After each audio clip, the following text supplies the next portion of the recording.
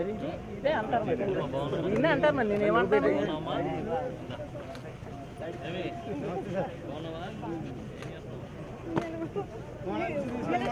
ధర్మరాజు సరే సరే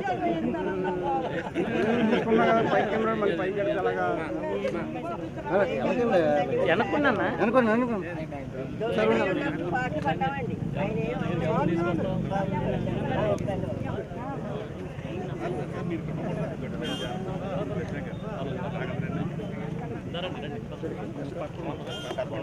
ప్యాంట్ వాళ్ళే కాదు పైకి అతను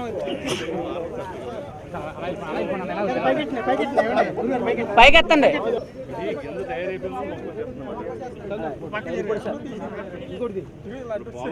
ఉన్నాయేమో రావు కోడుకుంది కాబట్టి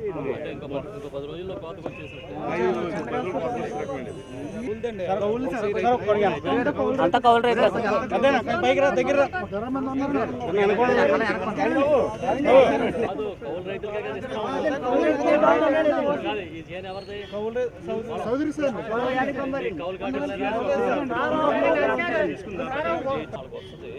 మీకు కూడా వస్తుంది కాబట్టి ఇవ్వండి అని చెప్పి ఒకసారి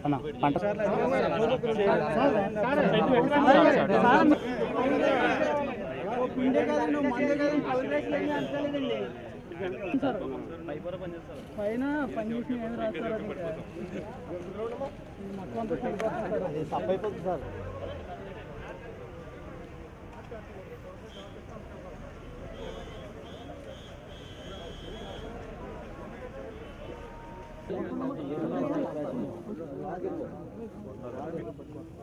మీరేం చేస్తారు మాట్లాడతాను నీతో ఇప్పుడు ఏం లేదు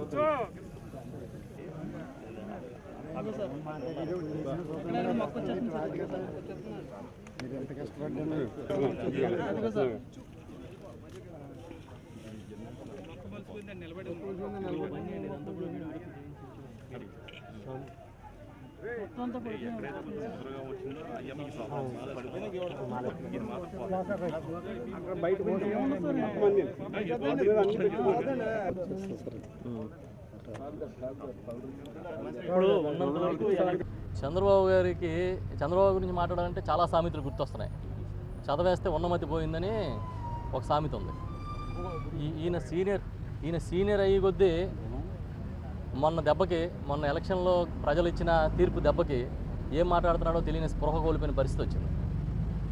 ధర్మాడి సత్యం గారిని అభినందించడంలో తప్పులేదు.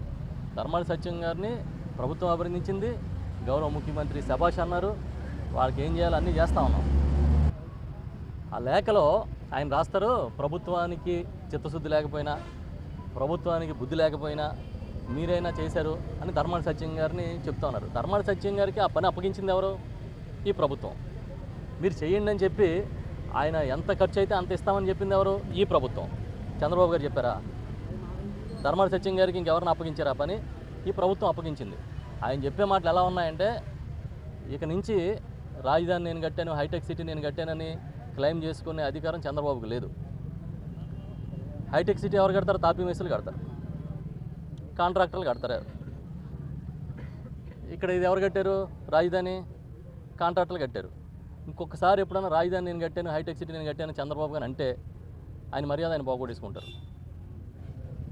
ఏం మాట్లాడుతాడో స్పృహ ఉండొద్దు ఆయనకి. ధర్మాడి సత్యం గారిని ప్రభుత్వం నియమించింది తీయమని. సంఘటన జరిగిన 10 నిమిషాల నుంచి నేను అదే పని మీద ఉన్నా. మేమందరం కూడా మంత్రులు అందరూ, సీఎం గారు వచ్చారు, వాళ్ళందరినీ పరామర్శించారు. నువ్వు బుడిబుడి దుఃఖాలు చేస్తున్న చంద్రబాబు నాయుడు గారు మీరెందుకు బాధిత కుటుంబాన్ని పరామర్శించడానికి రాలేదని నేను ప్రశ్నిస్తున్నా. చెప్పనండి సమాధానం. చాలా బాధపడిపోతున్నాడు కదా ఆయన బోటు ప్రమాదం మీద. మేము అంతకన్నా ఎక్కువ బాధపడుతున్నాం. జగన్మోహన్ రెడ్డి గారు అయితే ఆ రోజు అక్కడ ఉన్నప్పుడు ఆ బాధలు విని చలించిపోయారు సీఎం గారు. మరి మీకేమైంది? కనీసం వచ్చి వాళ్ళని పరామర్శించావా? మీ పార్టీ పరంగా కనీసం వాళ్ళకైనా సహాయ చర్యలు అందించారా? పుష్కరాలు 29 మందిని పొట్టం పెట్టుకున్న ఘన చరిత్ర చంద్రబాబు నాయుడుది. ఆ రోజు కూడా కనీసం ఒక్క అధికారి మీద చర్య తీసుకోలేకపోయావు. ఎందుకంటే కారణం మీరు కాబట్టి, దాని బాధ్యత మీరు వహించాలి కాబట్టి. చేతగానితనంతో చేసిందంతా చేసి ఇప్పుడు జగన్మోహన్ రెడ్డి గారి మీద, ప్రభుత్వం మీద బురద జల్లి కార్యక్రమం పెట్టుకుంటే అది మీ మర్యాద మీరు పోగొట్టుకుంటారని మళ్ళీ చెప్తున్నా. ఇంకొకసారి ఇప్పుడు పొగడంలో తప్పులేదు. ధర్మాడి సత్యం గారు మంచి పని చేశారు. పెద్ద పెద్ద నిపుణ బృందాలు చేయలేని పని చేశారు. ఒక ప్రతిపక్ష నాయుడిగా అభినందించండి. ప్రభుత్వం కూడా అభినందించింది, మేమందరం అభినందిస్తున్నాం, మేమంతా గర్వంగా ఫీల్ అవుతున్నాం. ధర్మాడి సత్యం లాంటి ఒక నిపుణుడు, ఒక సామాన్య వ్యక్తి మా కాకినాడలో ఉండడం అనేది ఒక గర్వంగా ఫీల్ అవుతున్నాం, ఒక రికార్డుగా భావిస్తున్నాం. మీరు ఉత్తరం రాశారు, అన్నీ బాగానే ఉన్నాయి. అందులో కూడా జగన్మోహన్ గారిని తిట్టిపోసే కార్యక్రమం, ఎక్కడికి వెళ్ళిన ఆవు కాంపోజిషన్ లాగా ఆయన లోకేష్ ఎందుకు ఓడిపోయాడంటే జగన్మోహన్ రెడ్డి గారి వల్ల అని చెప్తావు ఎలాగో, అట్లాగే ఇంక ఏది చేసినా అదే తప్ప సిగ్గులేని తనం కింద ఉంది మీ పరిస్థితి. నేను చెప్తున్నా, ఇదే కానీ మీరు చేసిన లెటరే కానీ కరెక్ట్ అయింది మీరు ఫీల్ అయితే, రేపటి నుంచి మీరు ఎప్పుడూ కూడా హైటెక్ సిటీ మేము కట్టామని కానీ రాజధాని నేను కట్టానని కానీ మీరు మాట్లాడడానికి హక్కు లేదు.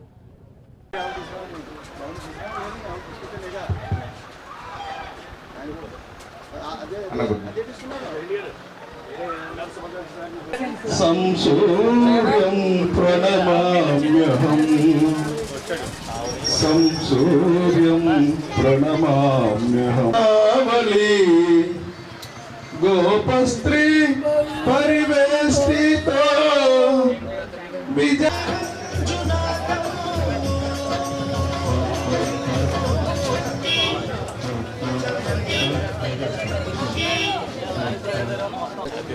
థ్యాంక్ యూ అందరికీ. రాంబాబు గారు ఉగాది శుభాకాంక్షలు అందరికీ.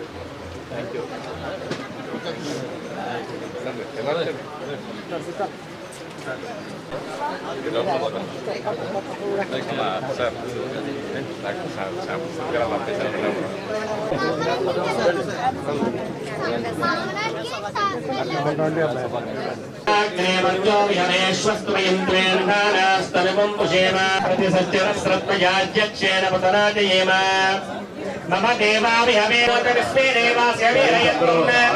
మమ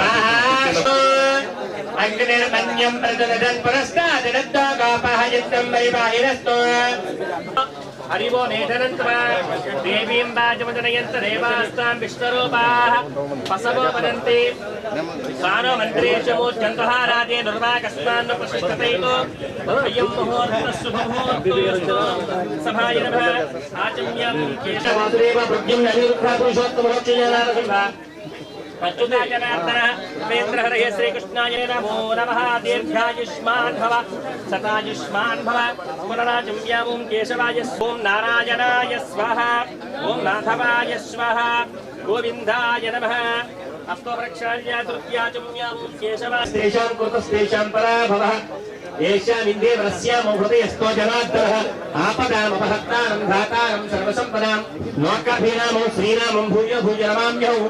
సర్వమంగళమాంగళ్యే శివే సర్వార్థసాధికే పారత్రోలి వెలుగుని ప్రజరింపజేసే ఈ సంవత్సరం అందరికీ కూడా సుఖాన్ని, సంతోషాన్ని, సౌఖ్యాన్ని, ఆయుష్ని, సిరిని, సంపదని అందదేవ శ్రేష్టాభ్యాం నమః సీతారామాభ్యాం నమః సర్వేభ్యో మహాజనేభ్యో నమః. ఈ కార్యాన్ని ఏదైనా సరే ఈ సంవత్సరం అంతా కూడా విజయాన్ని నడిపించాలని విఘ్నేశ్వరాయ నమః అంటూ ఆ పార్వతి వినాయకుడు తలుచుకుని నమస్కారం చేయండి.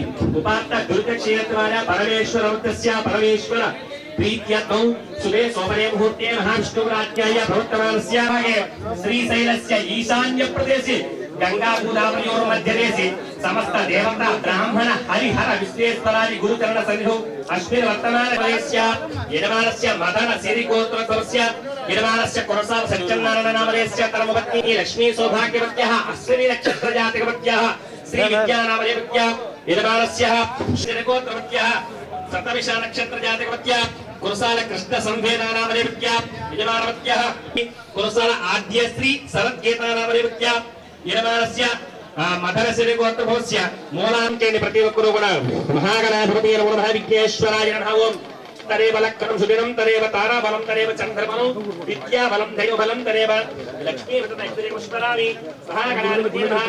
ధ్యాయామి ధ్యానం సమర్పయామి.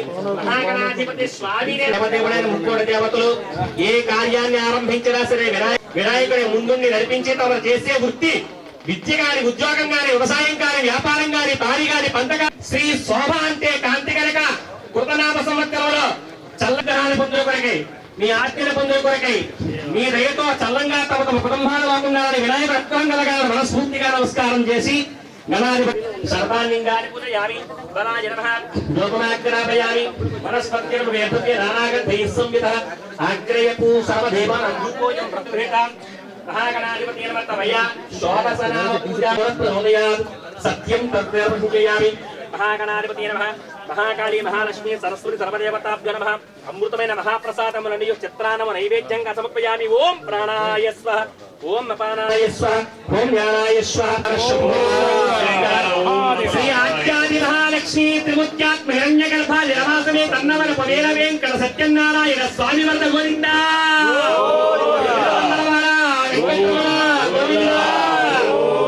శ్రీ అలివేల మంగావతారి వెంకటేశ్వర స్వామి వర్ధ గోవిందా సింహగిరివాస వరాహలక్ష్మి నరసింహస్వామి వర్ధ గోవిందా మహాకాళి మహాలక్ష్మి మహాసరస్వతి తల్లి ఇంద్రాకీలాద్రి అమ్మలకర్ణమ్మ దేవతాభ్యో నమః ఆనందే కర్పూరప నీరాజనం బులల సమర్పయామి ఓం సౌఖ్యంచ పుత్రాన్ పౌత్రాన్ దేహి మే ఓ గణనాయక ఆదిత్యాయ సోమాయ మంగళాయ బుధాయ చ గురుః శుక్రః శనిభ్యశ్చ రాహవే కేతవే నమో నమః నమస్కారం చేసుకుని సమస్త గంధంబలు లేకుండా చిక్కులు లేకుండా తమపై నీలాపరిందలు పడకుండా ఈ కార్యమంతా కూడా ఈ శోభకృతనామ సంవత్సరం వర్ధిల్లాలని వెలగాలని మనస్ఫూర్తిగా నమస్కారం చేసి మీ ఇంటి కులదేవత గ్రామ దేవత మీ యొక్క గ్రామంలో ఉండే దేవత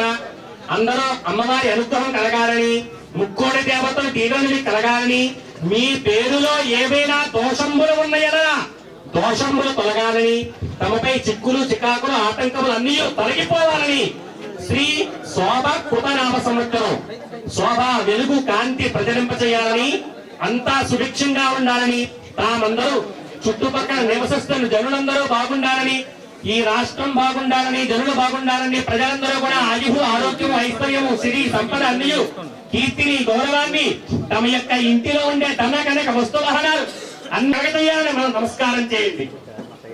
పార్వతీపతయ హర మహాదేవ శంభో శంకర ఓం సతమానం భవతి శతాయు ప్రేంద్రయాయు శేవేంద్రియ ప్రతిష్టతి.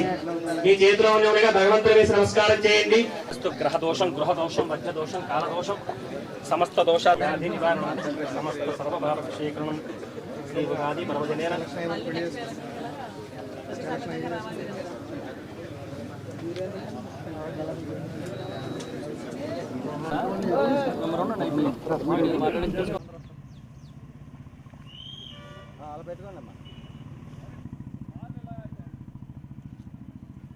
తీయండి అన్న తీయండి పన్నాలు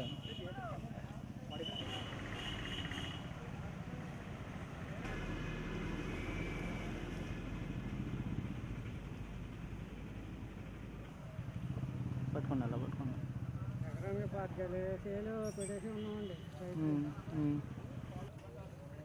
ఎక్కడ 10,000 ఉందని పెట్టుకోండి.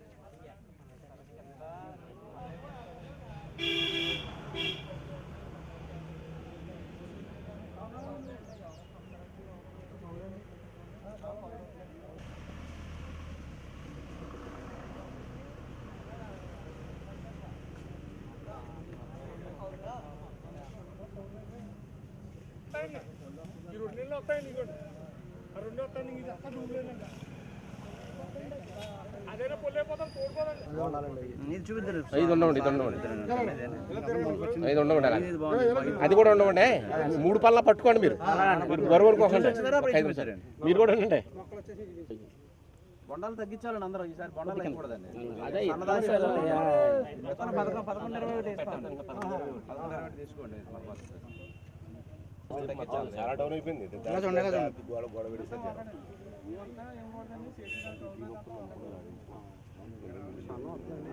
విత్తనాలు మన డిపార్ట్మెంట్ కూడా ఇస్తారు, తీసుకోండి.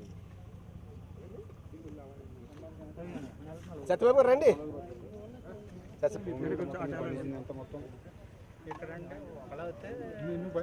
పండించదండి 2 ఎకరాలండి, అది 10 గుంతలండి.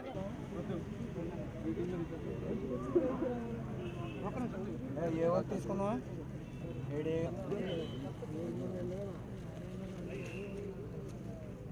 ఓకే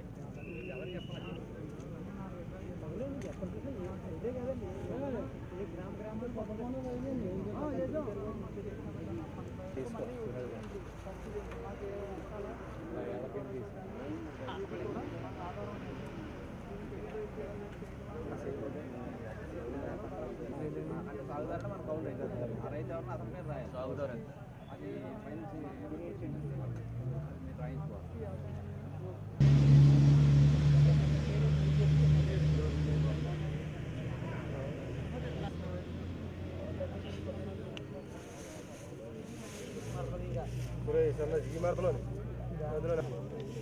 అలా తీయండి అన్న, పనులు తీయండి పైకి ఖర్చుగా.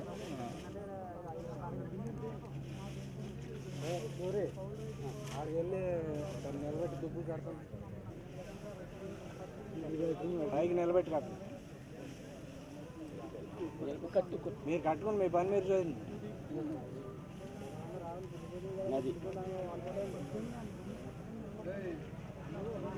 అది అది అంతే అంతే అలాగా.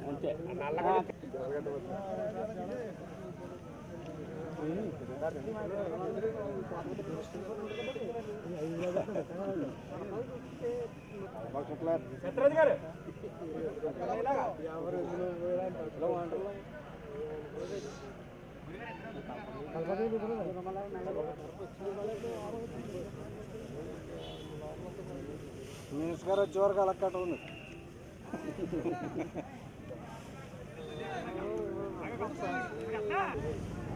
చూడరా, ఇది ఎక్కడిది బాగుంది, ఇంకా కుళ్ళిపోయింది. బాగుందండి ఆయన తీసుకెళ్ళి చూడండి. అదంతా కుళ్ళిపోయింది, ఇంకా అది కుళ్ళిపోయింది.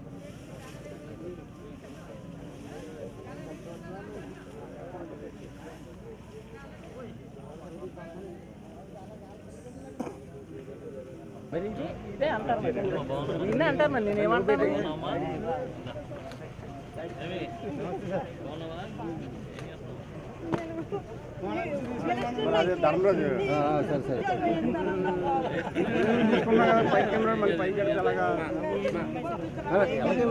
వెనక్కున్నా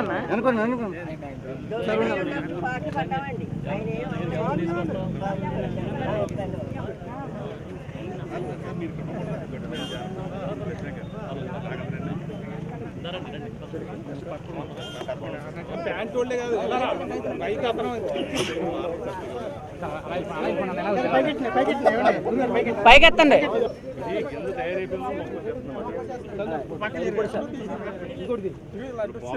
ఉన్నాయేమో రావు, కోడుకుంది కాబట్టి ఇంకో 10 రోజుల్లో కోతకు వచ్చేసినట్టు. అంతా కౌలు రైతు. పైకి రా, దగ్గర రా. కాదు, కౌలు రైతులకే కదా ఇస్తాం. కాదు, ఈ చేను ఎవరిది? కౌలు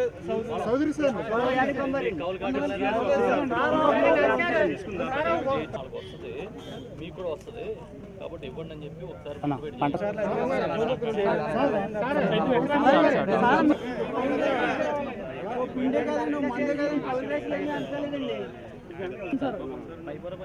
పైన పని చేసి ఏం రాస్తారు, అది తప్పైపోతుంది సార్.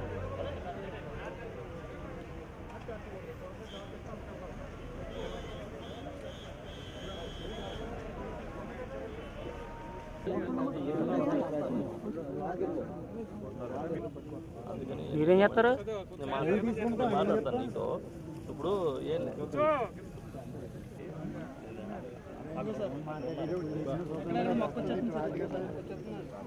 ఇప్పుడు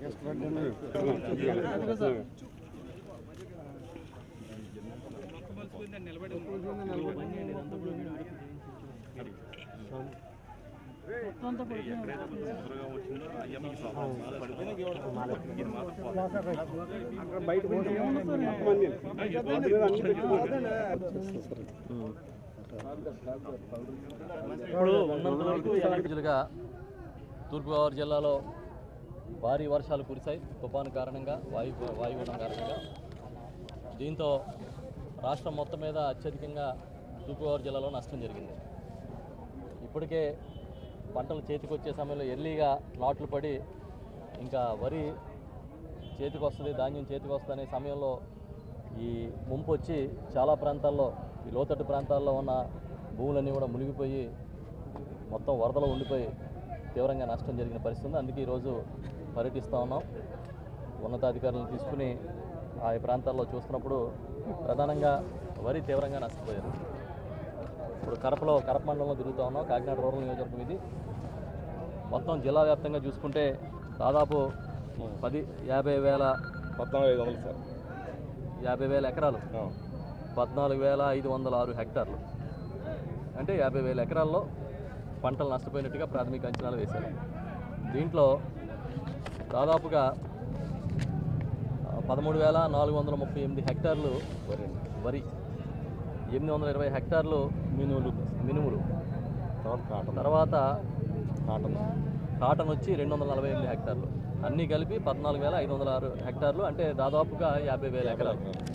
ఈ 50,000 ఎకరాల్లో కూడా పూర్తిగా దాదాపుగా నష్టపోయినట్టు ఇప్పుడే చూశారు మీరందరూ కూడా. మొత్తం వాలిపోయింది, నీళ్ళలో ఉండిపోయి మొలకలు వచ్చేసింది ధాన్యం. ఇంకా అది ఎందుకు పనికిరాని పరిస్థితి ఉంది.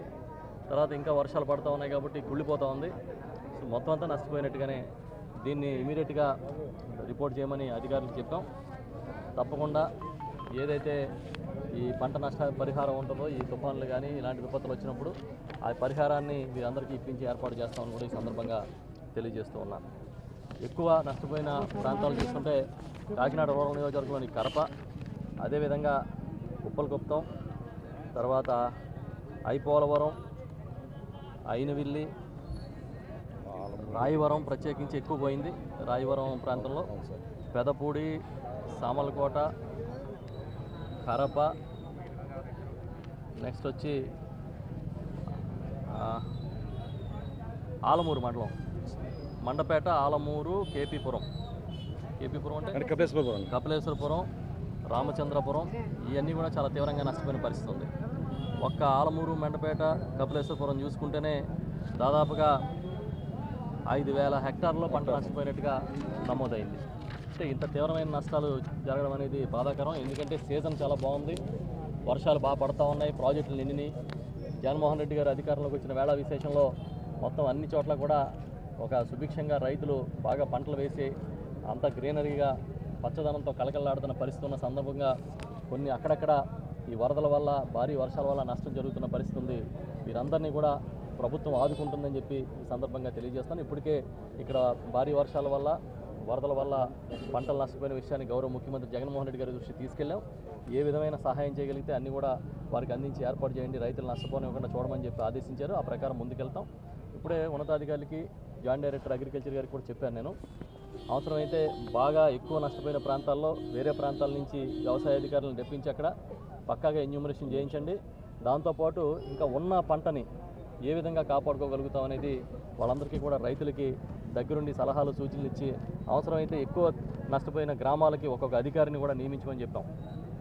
ఈ రోజున విలేజ్ అసిస్టెంట్స్, అగ్రికల్చర్ అసిస్టెంట్స్ వచ్చారు. గ్రామ సచివాలయ వ్యవస్థ వచ్చిన తర్వాత వాలంటీర్స్ వచ్చారు. వీరందరి సేవలు కూడా ఉపయోగించుకోమని అధికారులను ఆదేశించాం.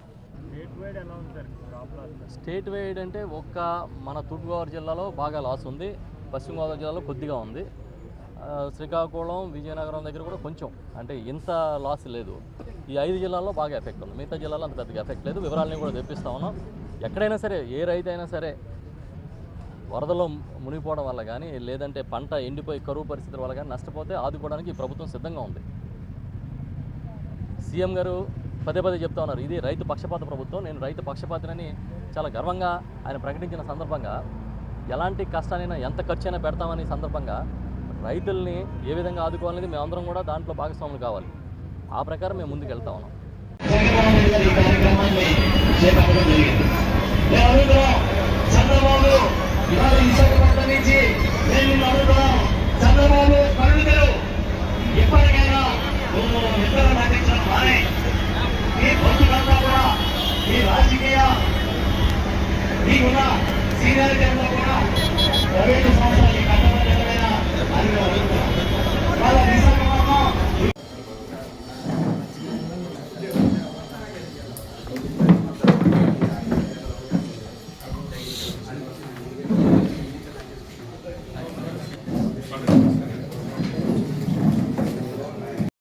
మంత్రి గారు ప్రకటించిన విషయం మీతో పాటు నేను కూడా చూశాను.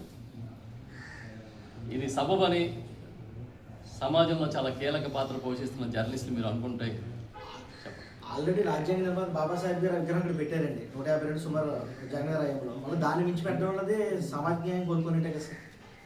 కాదు మీరు జర్నలిస్టులు అందరూ ఏమనుకుంటున్నారు చెప్తే నా ఒపీనియన్ చెప్తాను. అది విధానం కాదనుకుంటున్నాను సార్. Very good. అంటే ప్రజావాణి అది ఇప్పుడు మీరు చెప్పింది రాజ్యాంగ నిర్మాత సార్. అంబేద్కర్ గారి విగ్రహానికన్నా పెద్ద విగ్రహం పెట్టాలని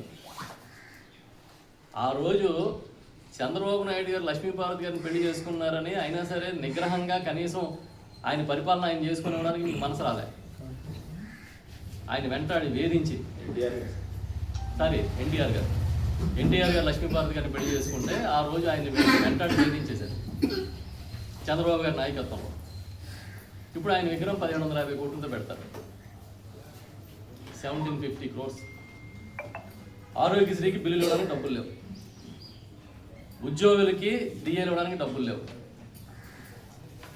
పిల్లలకి ఫీజు రియంబర్స్మెంట్ చేయడానికి డబ్బులు లేవు, రోడ్ల మీద గోతులు పొడచడానికి డబ్బులు లేవు, అంగన్వాడీలో పౌష్టికాహారం ఇవ్వడానికి డబ్బులు లేవు, నిరుద్యోగ భృతి ఇవ్వడానికి డబ్బులు లేవు, ఆడబిడ్డ నిధి ఇవ్వడానికి డబ్బులు లేవు, ఉచితంగా మీరు చెప్పిన సిలిండర్లు ఇవ్వడానికి డబ్బులు లేవు. 1750 కోట్లతో ఎన్టీఆర్ విగ్రహం పెడతారంట. అదే ఇప్పుడు ఎన్టీఆర్ గారి విగ్రహం పెడితే మంచిగా చేయడం అనేది ఇప్పుడు మీరే చెప్పారు కదా 1750 కోట్లతో. అంటే ప్రజలు ఏమనుకుంటున్నారనే దానికి వాళ్ళకి సంబంధం లేదు. ప్రజలు ఏమన్నా అనుకోరేమన్నా, అధికారం వాళ్ళ చేతిలో ఉంది కాబట్టి పెడతారు విగ్రహాలు. అది కూడా ప్రజాధనంతో, ప్రజలు కట్టిన పన్నుల డబ్బులతో. పోనీ అప్పులు అనుకుంటే అప్పులు కూడా మన నెత్తి మీద తెస్తున్న అప్పులే. ప్రభుత్వం అంటే ఎవరు? ప్రజా పరిపాలన వ్యవస్థ, ప్రజల్ని పరిపాలించే వ్యవస్థ. ఎవరి ద్వారా తెస్తున్నారు? ఇగో మన తల మీద చూపించి అప్పులు తెస్తున్నారు. ఈ డబ్బులన్నీ పెట్టి విగ్రహాలు పెట్టుకుంటారంట. అంబేద్కర్ గారు రాజ్యాంగ నిర్మాత, ఈ దేశానికే ఒక దిక్సూచి, ఆత్మగౌరవం, బడుగుల ఆత్మగౌరవం. ఆయన విగ్రహం పెడితే దానికన్నా పెద్ద విగ్రహం పెట్టాలని మీరు అనుకుంటే అది మీ విజ్ఞత. ప్రజలు ఏమనుకుంటున్నారనేది చూద్దాం తర్వాత.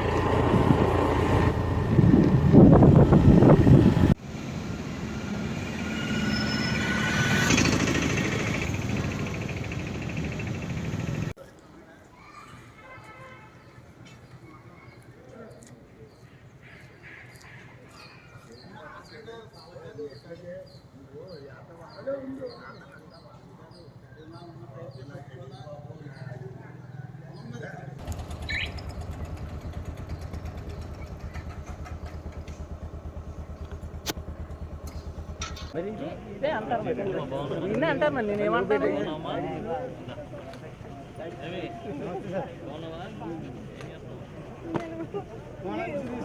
అదే ధర్మరాజు సరే సరే పైకి అలాగా వెనక్కున్నా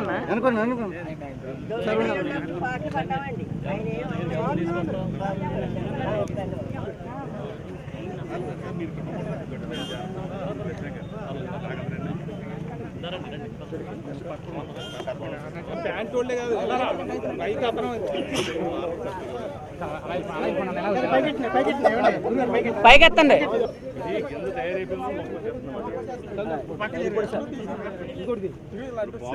ఉన్నాయేమో రావు కోడుకుంది కాబట్టి ఇంకో 10 రోజుల్లో కోతకు వచ్చేసినట్టు. అంతా కౌలు రైతు. పైకి రా దగ్గర కాదు కౌలు రైతులకే కదా ఇస్తాం. కాదు ఈ జేన్ ఎవరిది? కౌలు వస్తుంది,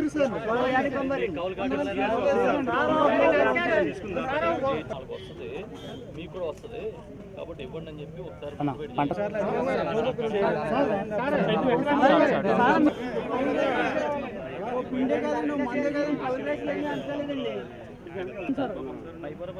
పైన పని చేసి ఏం రాస్తారు సార్.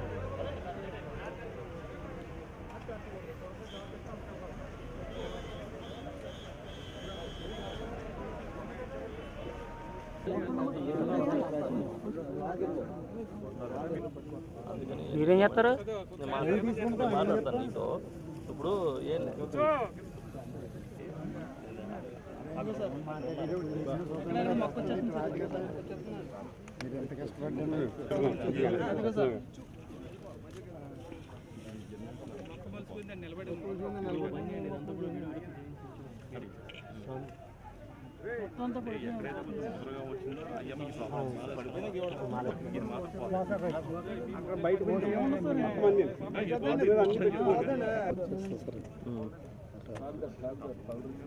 ఇప్పుడు ఉన్నంత వరకు చంద్రబాబు గురించి మాట్లాడాలంటే చాలా సామెతలు గుర్తొస్తున్నాయి. చదవేస్తే ఉన్నమతి పోయిందని ఒక సామెత ఉంది. ఈయన సీనియర్ అయ్యి కొద్దీ మొన్న ఎలక్షన్లో ప్రజలు ఇచ్చిన తీర్పు దెబ్బకి ఏం మాట్లాడుతున్నాడో తెలియని స్పృహ కోల్పోయిన పరిస్థితి వచ్చింది. ధర్మాడి సత్యం గారిని అభినందించడంలో తప్పులేదు. ధర్మాడి సత్యం గారిని ప్రభుత్వం అభినందించింది, గౌరవ ముఖ్యమంత్రి శభాష్ అన్నారు. వాళ్ళకి ఏం చేయాలో అన్నీ చేస్తూ ఉన్నాం. ఆ లేఖలో ఆయన రాస్తారు, ప్రభుత్వానికి చిత్తశుద్ధి లేకపోయినా, ప్రభుత్వానికి బుద్ధి లేకపోయినా మీరైనా చేశారు అని ధర్మాడి సత్యం గారిని చెప్తా ఉన్నారు. ధర్మాడి సత్యం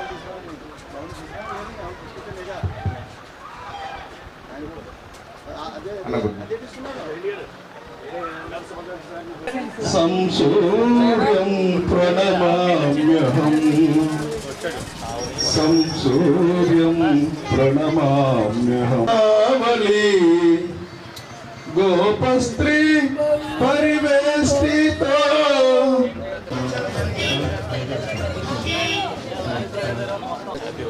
థ్యాంక్ యూ అందరికీ. రాంబాబు గారు ఉగాది శుభాకాంక్షలు అందరికీ.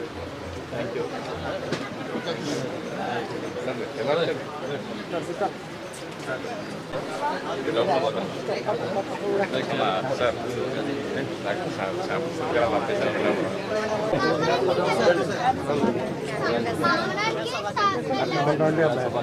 సత్యనారాయణ నామధేయస్య కర్మపత్ని లక్ష్మీ సౌభాగ్యవత్యః అశ్విని నక్షత్ర జాతకవత్యః శ్రీ విద్యానామధేయవత్యః యజమానస్య శ్రీగోత్రవత్యః సతవిష నక్షత్ర జాతకవత్యః కురసాల కృష్ణ సంభేదానామధేయవత్యః యజమానవత్యః కురసాల ఆద్యశ్రీ శరద్గీతానామధేయవత్యః యజమానస్య మధర శ్రీగోత్రభోస్య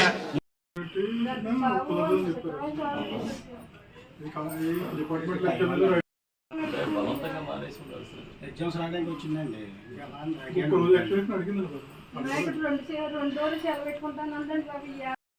అంటే పాపం జాబ్ వచ్చింది, ఇంకా సెటిల్ అయ్యారు, అంత బాగుందంటే సొంత ఊరికి అండి.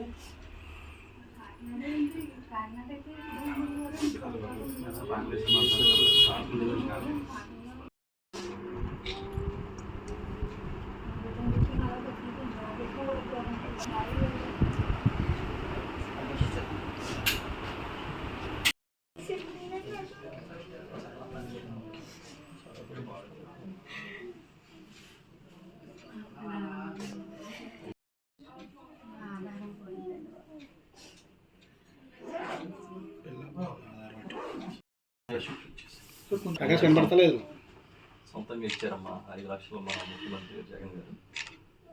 ఏదైనా ఆర్థిక సహాయం ఉంటే కొంతవరకు మీకు ఉపయోగపడుతుందని బ్యాంకులో వేసి వెంటనే బ్యాంకులో వేసేసుకుంటాం.